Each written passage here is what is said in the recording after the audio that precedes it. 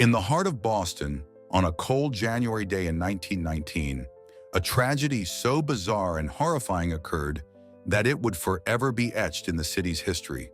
A disaster so strange, so unexpected, that to this day the ground still holds its dark, sticky secrets. The Great Molasses Flood, or as it's sometimes called, the Boston Molasses Disaster. It was a typical winter day. The streets were quiet, the air cold and crisp, the city moving along in its usual way. The buildings were solid, the cobblestones worn smooth by the weight of countless footsteps. Yet inside one of Boston's industrial giants, the Purity Distilling Company, something was amiss. The company's massive molasses tank stood tall, a 50-foot steel monolith that loomed over the north end. Little did anyone know that within its thick steel walls, a silent, growing danger was brewing. The very thing that many people relied on for cooking, medicine, and even as a form of fuel was about to turn on them in a way no one could have predicted. Molasses, thick, dark, sweet-smelling. It seemed harmless. But what if this seemingly innocent syrupy liquid had a deadly secret? What if it could strike faster than anything you could imagine? And what if it could kill? January 15th, 1919. The air had warmed unexpectedly, a rare heat wave rising from the deep winter chill. The molasses stored in the tank had been warmed to make it easier to flow, a common practice during colder months. But as the temperature increased, the seemingly harmless liquid began to behave erratically. It began to expand as it warmed, putting tremendous pressure on the walls of the tank. The molasses, once contained, now seemed to have a mind of its own, pushing against the steel and creating an unseen tension that was building to catastrophic levels. The tank, already leaking since its construction, could no longer withstand the pressure. At approximately 12:30 p.m., the unimaginable occurred.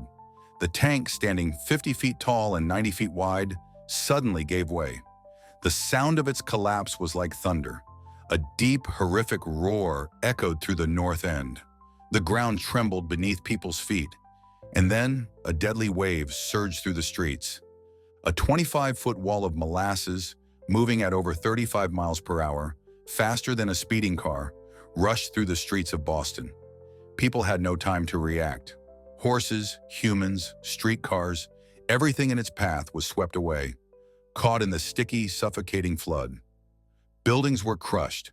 The molasses, thick and viscous, trapped victims in its grip, drowning them in a sticky grave. The flood was everywhere, on rooftops, in basements, along the streets, covering every inch it could reach. The smell of the sweet, sticky liquid lingered in the air, a haunting scent that would persist for years. Over 150 people were injured. 21 were killed. Their bodies, entangled in the molasses, were so coated in the sticky substance that it was impossible to recognize them at first. Some victims were pulled from the muck hours later, their faces and hands still unrecognizable, covered in a molasses shell that had hardened in the cold. And the city? It was forever altered. The cleanup process was grueling and lasted for weeks. Streets, homes, businesses, all coated in the sticky residue, requiring thousands of gallons of water to wash away the mess. The smell of molasses clung to Boston's streets for years, a constant, terrible reminder of that day. But the question remains, what caused the tank to explode? Was it simply the heat? Was the tank poorly constructed? Or was there something more sinister at play? The company, desperate to absolve themselves of any responsibility, claimed that anarchists had sabotaged the tank. Some even went so far as to claim that a bomb had been planted inside. But investigators quickly turned up evidence that pointed to something else entirely. Structural defects, leaks from day one, and a treacherous design that no one could have predicted. The tank had been hastily constructed without proper inspection, and it had leaked from the moment it was built. The true cause of the disaster was revealed to be a crack at the base of the tank, a fatigue point that had developed from years of pressure. As the molasses warmed and expanded, the pressure became too much for the already weak structure to bear, and when the pressure inside reached its breaking point, the tank could no longer hold and simply shattered. But that wasn't the end of it. In the aftermath, survivors of the disaster and the families of the victims struggled for justice.